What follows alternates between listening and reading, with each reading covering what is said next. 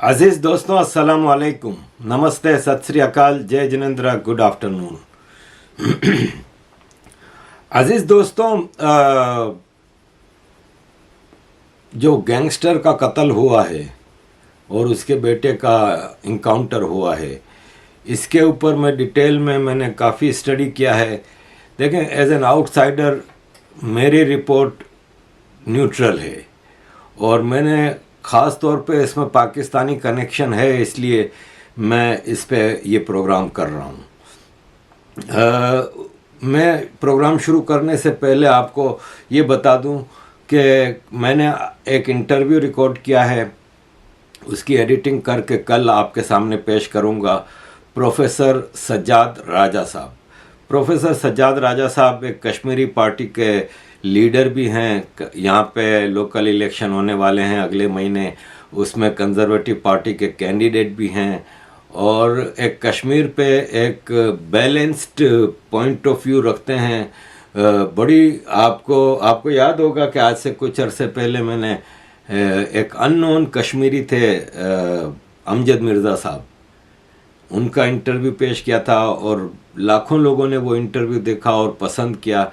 उनकी जो सोच थी आपके सामने आई। तो इसी तरह ये इंटरव्यू भी बहुत इम्पोर्टेंट है। इसमें कश्मीर के हवाले से डिटेल्ड एक एक चीज़, कि वो प्रोफेसर रहे हैं वहाँ पे कश्मीर में, पीओके में, कॉलेजेस में पढ़ाते रहे, तो आपको उनसे काफ़ी जानकारी मिलेगी कश्मीर के हवाले से चीज़ों को समझने में। अजीज़ दोस्तों, चलते हैं अतीक और उसके अशरफ और फिर अतीक के बेटे के जो वाक़यात हुए हैं। देखें,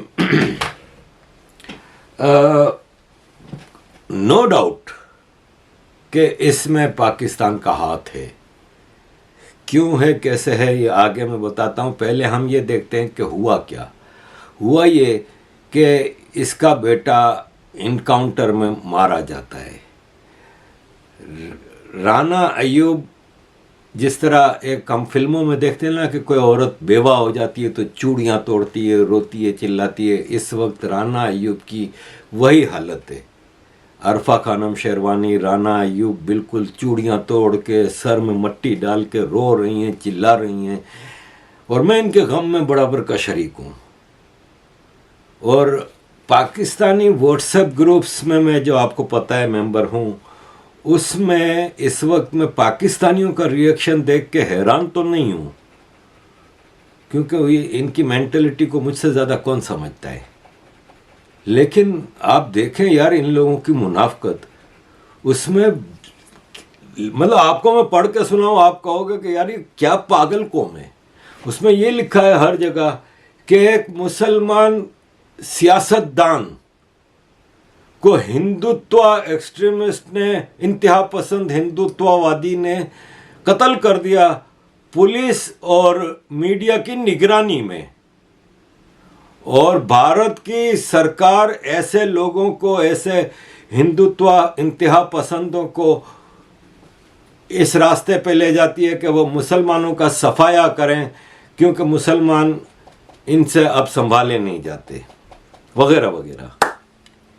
यही पॉइंट ऑफ व्यू आपको मिलेगा इन भारत के जो अंदरूनी दुश्मन हैं। ये जो भारत के गरीबों की बात करते हैं, ये अरुंधति रॉय, जो जिसने के ट्राइबल लैंड को यूज़ किया अपने बंगले को बनाने के लिए, तीस्ता सेतलवाद, जिसने रायट विक्टिम्स जो गुजरात के थे उनके फंड को अपने commercial tension, communal tension create करने के लिए उसने उन फंड्स को यूज़ किया। मेधा पाटकर ट्राइबल लैंड को अपने पर्सनल यूज़ के लिए इस्तेमाल किया। राना अयूब, जिसने फंड जो कोविड के लिए कलेक्ट किए थे वो अपने ज़ाती इस्तेमाल के लिए यूज़ किए। ये इन लोगों का रिएक्शन देखें। अतीक अहमद का जब वाक़या होता है ना, इसके आधे घंटे बाद ये हमारी एक बहन ने वीडियो निकाली 1.5 मिनट की, ज़रा पहले सुनिए। वंदे को मातरम परिजनों, जैसा कि अभी अभी आप लोगों ने देखा कि प्रयागराज में 2 माफिया अतीक और अशरफ को 3 भटके हुए नौजवानों ने गोली मारकर उनको मोक्ष प्रदान कर दिया। उसी सेकंड से बयानों की बाढ़ तो आना आरंभ हो ही गई है परिजनों। पर जैसे ही सवेरा होगा तो ये भारत के जितने भी कामी वामी सेक्युलर गद्दार कांग्रेस जितने भी भ्रष्ट हैं विधर्मी हैं सबके सब सारे हिंदू समाज को, सारे हिंदू धर्म को और पूरे भारत को इसके लिए दोषी ठहराना चालू कर देंगे।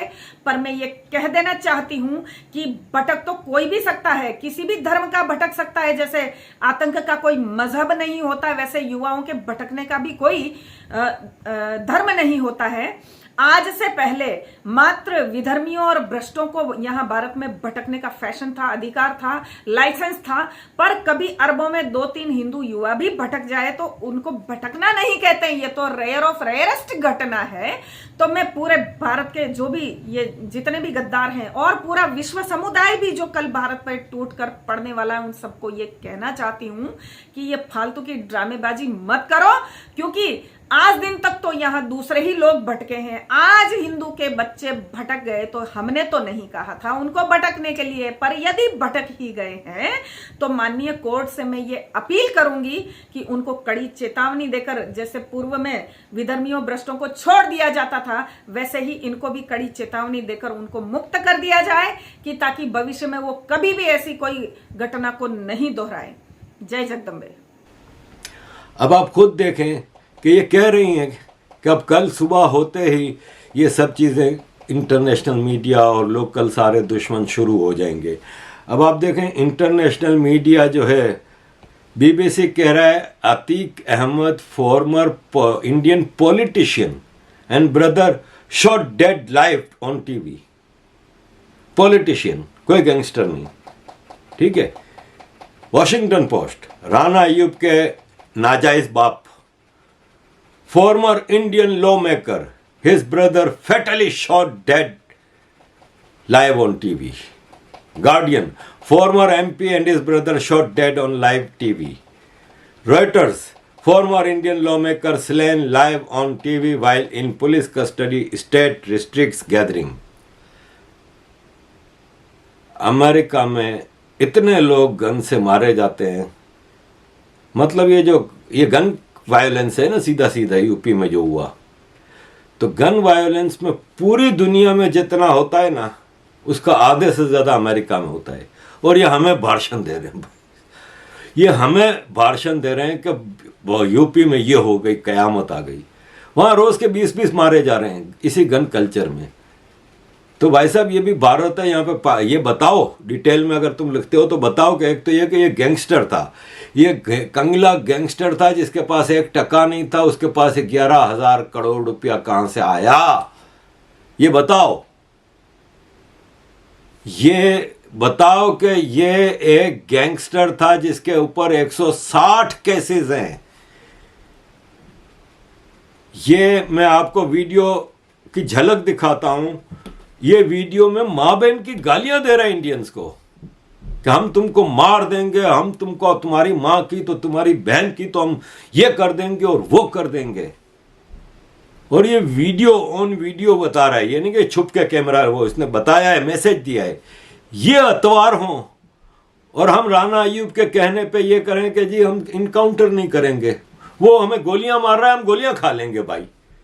ये मीर फैसल, इसका बहनोई शायद मारा गया है, ये जो अतीक जो है, अतीक शायद इसका बहनोई है। ये कह रहा है कि Hindutva terrorist with slogans of Jai Shri Ram shot ex MP Atik and his brother in front of the police and police did not even fire a single bullet for protection. Welcome to Uttar Pradesh. इसका बहनों ही मारा गया है तो जाहिर है इसको दुख तो होगा। अब बात यह है कि इसके नीचे आप तस्वीर देख रहे हैं, इसमें जिन्होंने गोली चलाई है उनको पुलिस ने पकड़ लिया है। ये कहता है उनको गोलियां क्यों नहीं मारी, समझ रहे हैं? इसलिए कि गोलियां मार देंगे तो ये पूरा केस खुलेगा कैसे कि किसने मारा और क्यों मारा। वही केस है जो मुंबई 26/11 कि अगर अजमल कसाब ना पकड़ा जाता तो पूरा मुद्दा जाना था हिंदुत्व एक्सट्रीमिस्ट पे। मैं इस पे अभी डायरेक्टली कोई राय नहीं दे रहा। हालांकि मैंने ये पिक्चर देखी है जिसमें बताया कि ये 2 सर्कल किए हुए आदमी हैं, यही हैं जिन्होंने गोलियां चलाई थी और ये अखिलेश के प्रोग्राम में। मुझे नहीं पता ये सच है कि नहीं। मुझे भरोसा है योगी आदित्यनाथ जी के बनाए हुए जुडिशल कमीशन पे। उन्होंने बाबुओं का कमीशन नहीं बनाया जो इनके अंडर में होते हैं। विद इन मिनट्स इन्होंने जुडिशल कमीशन बना दिया ताकि दूध का दूध पानी का पानी हो जाए, पता चल जाए कि भाई क्या हकीकत में हुआ है।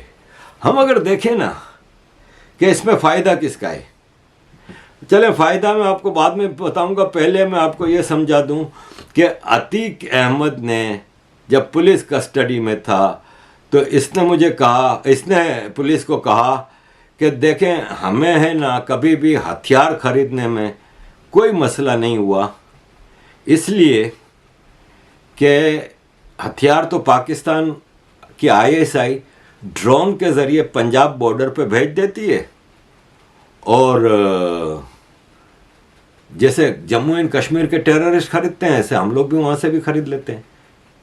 यानी और इसके ISI के कनेक्शंस की इसकी चार्जशीट मौजूद है। इसने पुलिस के सामने सब कबूल कर लिया है। ये योगी आदित्यनाथ का सरकार है जिसके आगे अच्छे अच्छों के पेशाब निकल जाते हैं। इसके बेटे का जो इनकाउंटर की तस्वीर आई है उसमें भी उसका बेटे का पेशाब निकला हुआ था, यह सब ने देखा है।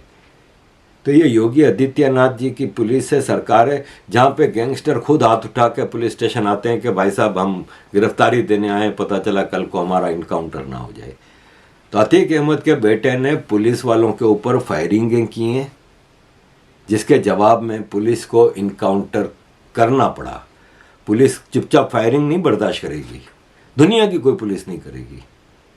अमेरिका हमें जो भाषण देता है, आपको मैं वीडियो दिखा नहीं सकता वरना कितनी वीडियो मौजूद हैं। अभी मेरे पास 2-3 हफ्ते पहले एक वीडियो मौजूद थी, एक आदमी छुरा पकड़ के खड़ा है रोड पे, दिमागी पागल है, जाहिर है बकवास कर रहा है ये वो। पुलिस आई, पुलिस ने उसको गोली मार दी। वो वॉशिंगटन पोस्ट हमें बता रहा है कि एक गैंगस्टर जिसके ऊपर 160 केस हैं उसको भी किसी ने मारा। अब ये कह रहे हैं कि पुलिस की, अरे भाई एक आदमी, सवाल ये है, देखे तहसीन पूनावाला सवाल करते हैं।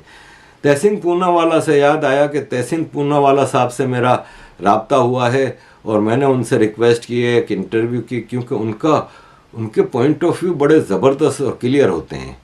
तो मैं उनसे कुछ भारत और पाकिस्तान के हवाले से कुछ चीज़ों पे उनका इंटरव्यू करने की कोशिश कर रहा हूँ। मेरी तहसीन भाई से बात हुई है, होपफुली बहुत जल्द आपके सामने मैं वो इंटरव्यू रखूँगा।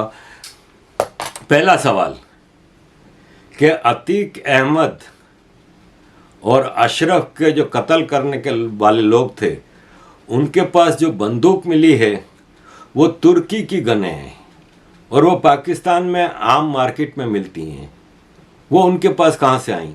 वो भारत में नहीं मिलती, पाकिस्तान की हैं जो तुर्की बनी हुई हैं। यहाँ अतीक का ये बयान सच साबित होता है ना कि ISI का सप्लाई किया हुआ ड्रोन के जरिए पंजाब बॉर्डर पे हथियार। दूसरा, ये स्पेशल गन्स हैं जिससे मतलब जिस तरह का कोल्ड ब्लडेड बिल्कुल आके मर्डर हुआ है, इसके लिए बाकायदा प्रैक्टिस की ज़रूरत होती है। ये कहाँ से, कब से, कैसे प्रैक्टिस की। तीसरा सवाल ये है कि इन शूटर्स को, जो कि प्रयागराज के नहीं थे, उनको प्रयागराज की उस जगह का, टाइम का, कि कितने बजे उसको मेडिकल के लिए ले जा रहे हैं, क्या है ये, कैसे पता चला। और सवाल करते हैं कि उनको कैसे पता चला कि वहाँ मीडिया होगा और उन्होंने कैसे मीडिया के ID कार्ड्स और ये सब चीज़ें जमा की। तो सवालात तो बहुत हैं, लेकिन हमें जुडिशल कमीशन पर पूरा भरोसा है कि वो इसके निचोड़ निकाल के देगा। देखें अजीज़ दोस्तों, आम आदमी है ना, वो खुश है।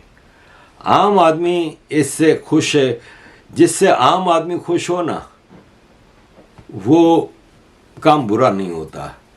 अखिलेश ने भी कहीं ना कहीं खेल खेला है, इसमें खेल के इस्तेमाल किया है इनको, इस्तेमाल करने के बाद इनके साथ, क्योंकि अखिलेश अगर इतने ही अच्छे होते तो अखिलेश जी को भी बोलना चाहिए ना, उस दिन योगी जी को भड़काने वाले अखिलेश यादव ही थे। बहुत सारे लोग आप लोगों के पास आएंगे, आपके हमनुमा बनेंगे, आएंगे जब चुनाव का से मार के भगाएंगे, जूते से मार के भगाएंगे, बता रहे आपको ना। एक दिन तो बाबा जी को वोट दे भी देंगे। अच्छा, बाबा जी को वोट दे देंगे? हाँ, क्यों?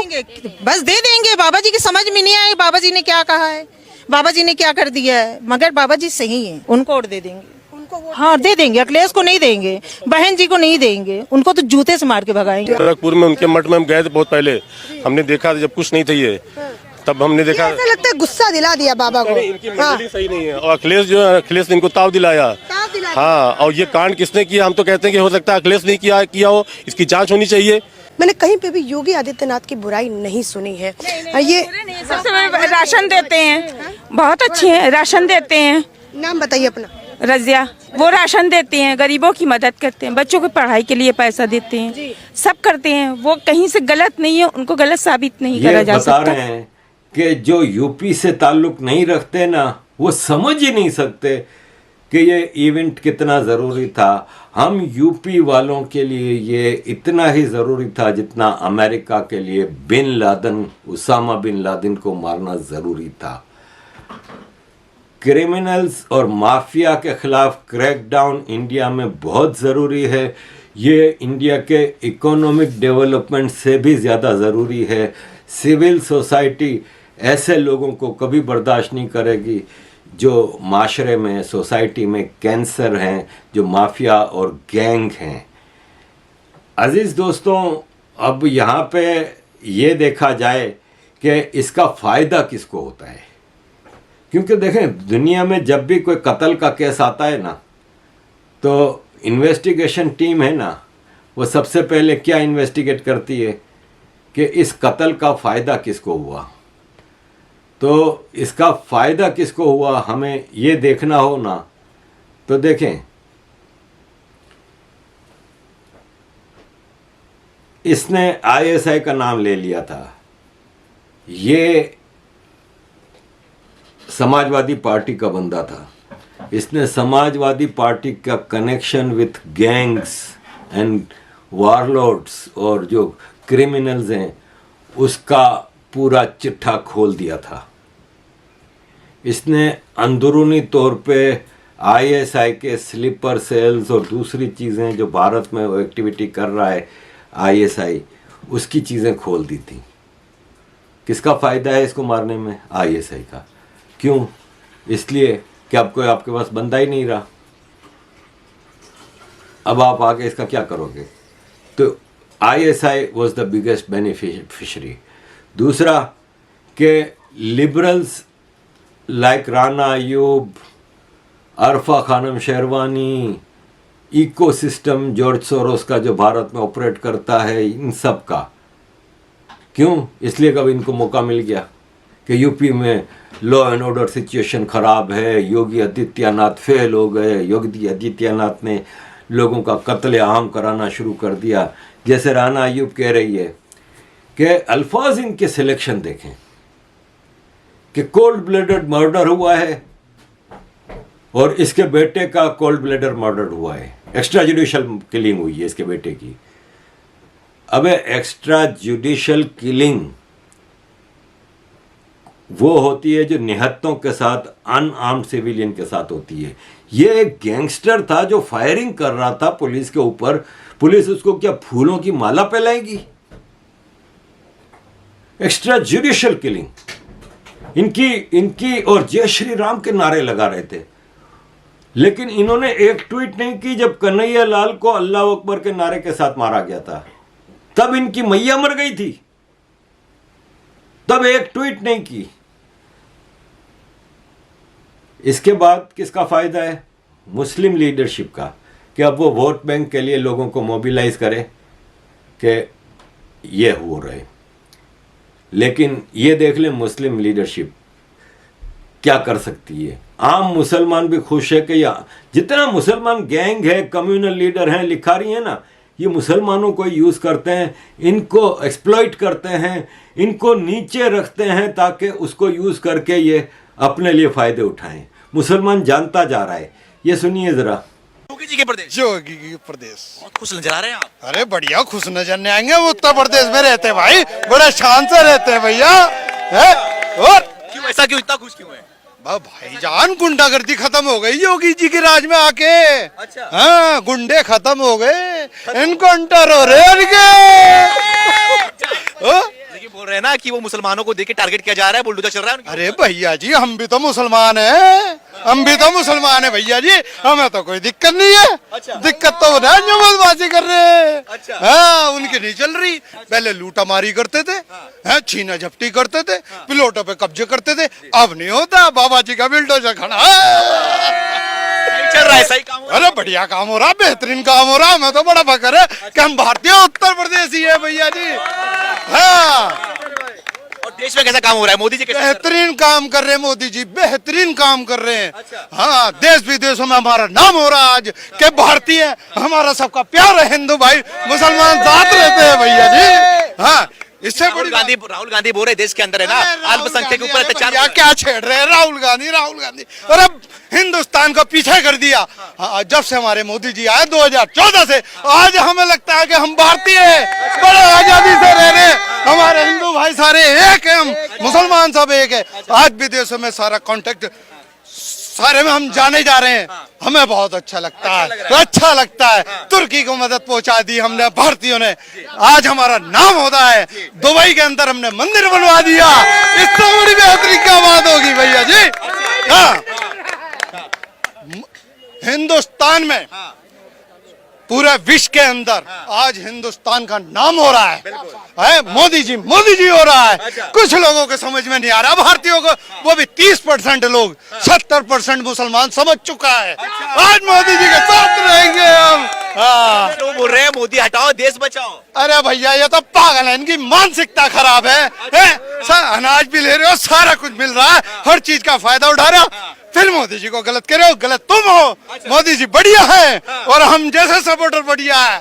आज आजादी से रह रहे हैं। देख लीजिए कहाँ खड़ा हूँ, कनॉट पैलेस के अंदर खड़ा हूँ। सारे हिंदू भाई मुझे देख रहे, मुसलमान भाई देख रहे। ये हमारा प्यार है। अच्छा, हाँ। क्या लग रहा है आपको कि देश में तो अब हिंदू राष्ट्र की मांग उठ रही है? तो अच्छी बात है भैया जी, हमारे भी तो 57 मुल्क है मुसलमानों के। अगर एक हिंदू भाइयों को मिल जाता है तो दिक्कत क्या है भैया जी। नेपाल भी तो हिंदू राष्ट्र है, वहाँ भी तो मुसलमान रह रहे हैं, वहाँ भी तो मस्जिद है। तुम लोग जब नहीं बोलते, जब चाइना के अंदर मस्जिदें बंद हो जाती है, नमाज पढ़ने नहीं दिया जाता, जब आप विरोध नहीं करते, कहाँ जाते हैं आप? भारत में रह रहे हो, भारत का खा रहे हो। अरे भैया जी शर्म करो, आप शर्म करो। अच्छा, हाँ, मतलब आप कोई परहेज नहीं है हिंदू राष्ट्र कोई परहेज नहीं है। क्या दिक्कत है? वो हिंदू भाई क्या भगा देंगे हमारे को? हाँ, हिंदू भाई क्या भगा देंगे भैया जी? अगर हिंदू राष्ट्र घोषित होता है तो क्या दिक्कत है भैया जी? ओवैसी को ना और सपा के नेता को दिक्कत ओवैसी जावे अपने हैदराबाद में, तू सारे लड़ाई झगड़ाई पर विरोध की बातें करता है भैया जी। अच्छा, हाँ, आपको 24 में कौन चाहिए? अरे मोदी जी चाहिए भैया जी, मोदी चाहिए यार। चौथा फायदा, ग्लोबल इस्लामोफोबिया इंडस्ट्री है ना जो, उनके लिए, उनको मौका मिल जाता है इन सब चीज़ों का। और जय श्री राम का नारा लगा के एक और इन्होंने हिंदू धर्म को, हिंदुओं को बदनाम करने का मौका दिया। योगी जी का क्या फ़ायदा है इसमें, ये बता दें। कोई एक फ़ायदा हो। एक गैंगस्टर है जो आपकी कस्टडी में है, जिसने पूरा चिट्ठा खोल भी दिया है, उसके ऊपर 160 केसेस हैं, उसके बचने का कोई चांस नहीं है।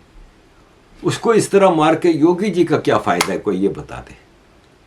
सारा फ़ायदा इसके मास्टर्स को है, अतिक के मास्टर्स को, जो इसको चलाते थे। इसके चेहरे से, इसके बेटे के इनकाउंटर के बाद तो इसका चेहरा ही बता रहा था कि इसने सरेंडर कर दिया है और हर चीज़ बताने को तैयार है, हर चीज़ खुल के कहने को तैयार है। इसके बेटे के साथ जिसका इनकाउंटर हुआ है ना, उसकी, वो गुलाम नाम है उसका, गुलाम की माँ खुशनुदा बेगम ने कहा है कि मैं इसकी बॉडी रिसीव नहीं करूँगी।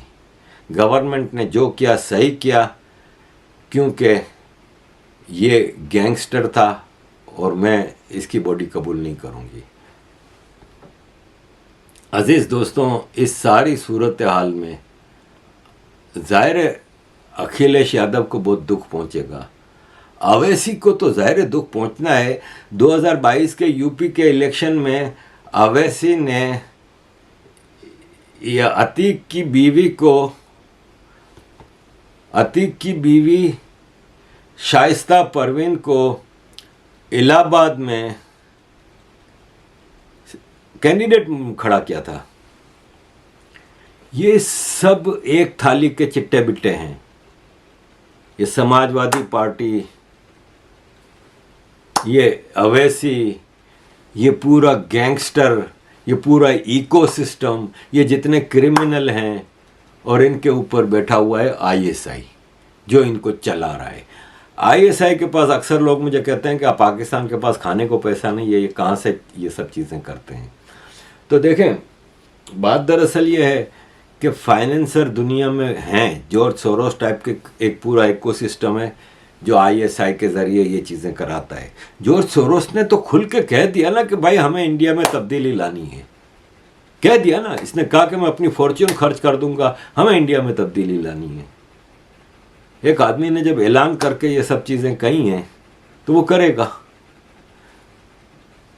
ऐसे बिलियनर मौजूद हैं दुनिया में, और आईएसआई को ये फ़ायदा होता है कि ऐसी चीज़ों की रसीद लिखत पढ़त नहीं होती कि कितने जॉर्ज सोरोस से लिए या किसी भी इन्वेस्टर से लिए, फाइनेंसर से लिए, और कितने आगे दिए। सपोज आपने $25 मिलियन लिए हैं फाइनेंसर से, जो इंटरनेशनल इकोसिस्टम से, कि हम भारत में ये आतंक मचाएंगे, और आप कहते हैं कि हमने आतिक को 5 मिलियन दिए, फला पॉलिटिशियन को 5 मिलियन दिए, कश्मीर में 2 मिलियन का हथियार भेजा, ये क्या हो क्या, पूरा हिसाब बना के आप $25 मिलियन का हिसाब देते हैं। आप खर्च करते हैं $5 मिलियन, $20 मिलियन, आईएसआई डकार जाती है।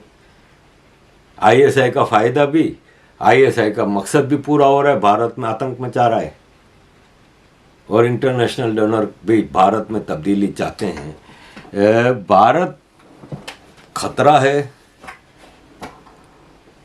वेस्ट की कॉलोनियल माइंडसेट को। चाइना और भारत ये दो बड़े खतरे हैं, रशिया नहीं है, चाइना और भारत। और इस वक्त इनकी पूरी मशीनरी चाइना के खिलाफ डायरेक्टली, और भारत को मुंह पे दोस्ती, प्यार, मोहब्बत, और पीछे से ये वार होते हैं। तो अजीज़ दोस्तों, पब्लिक बहुत खुश है। सुना मिला वैसा ही शोर मचा बड़ा भारी, योगी है अवतार आज का, कह रही जनता सारी, कह रही जनता सारी, वाकई शेर का बच्चा है। कोई कहता लाखों में एक, कोई कहे अरबों में अच्छा है। कोई कहता ये मंदिर है हमारा, कोई मस्जिद इसको मान रहा, कोई समझ रहा गिरजाघर अपना, कोई गुरुद्वारा जान रहा। योगी जी के अंदर क्या है सब जान गए भारतवासी, सब कहते हरिद्वार यही है, यहीं बसे मथुरा काशी, यहीं बसे मथुरा काशी, यहीं वासुदेव की नंदन का है कांटों वाला पेड़ नहीं, ये पेड़ है असली चंदन का। जैसा नाम काम भी वैसा इस महाराज हमारे का, चाहे जांच करा कर देख लियो कहीं दाग मिले नहीं गारे का, दाग मिले नहीं गारे का। ये सच्चे शब्द सुनो मेरे, है हिम्मत और हौसला इसमें बुद्धि के लग रहे डेरे। सुनने वालों तुम ही बताओ मैं कहाँ तक बुद्धि मारूंगा, यो इतने कर देगा काम तुम्हारे, मैं लिखता लिखता हारूंगा। कहे विजय सिंह योगी जी तुम युग युग जीना, और स्वस्थ तुम्हारी काया हो, करते रहना शुभ काम सदा तुम, थारे ऊपर ईश्वर की छाया हो, थारे ऊपर ईश्वर की छाया हो, थारा सबसे ऊंचा नाम रहे। केवल मैं इकला नहीं कह रहा, इकवारा और पाली गांव कहे। और जब पब्लिक खुश है तो इसका मतलब ये सवाब का काम हुआ है, ये बहुत अच्छा काम हुआ है। और इससे हमें लोगों का क्या है कहने दो, उनकी जो इकोसिस्टम है, इनको तो उनकी तो रोजी रोटी है, इनको तो फौरन कैसे शुरू हो गए। और डिक्टेशन देख लें आप, जैसे एक व्हाट्सएप ग्रुप को फॉरवर्ड कर रहे हैं ना, ऐसे सबका सिमिलर मैसेज। अखिलेश यादव का cold blooded murder, extra judicial killing, police की कस्टडी में, टीवी कैमरों के सामने। अल्फाज देखें इंटरनेशनल मीडिया के, राना अय्यूब के, आरफा खानम शेरवानी के, अखिलेश यादव के, अवैसी के, मीर फैसल के, ये पूरा जो सिस्टम है ना, जो एंटी इंडिया, उसका एक ही डिक्टेटेड मैसेज आ रहा है, तो इसका मतलब देने वाला मैसेंजर एक ही है। अजीज दोस्तों, thank you very much for all your support. Keep supporting.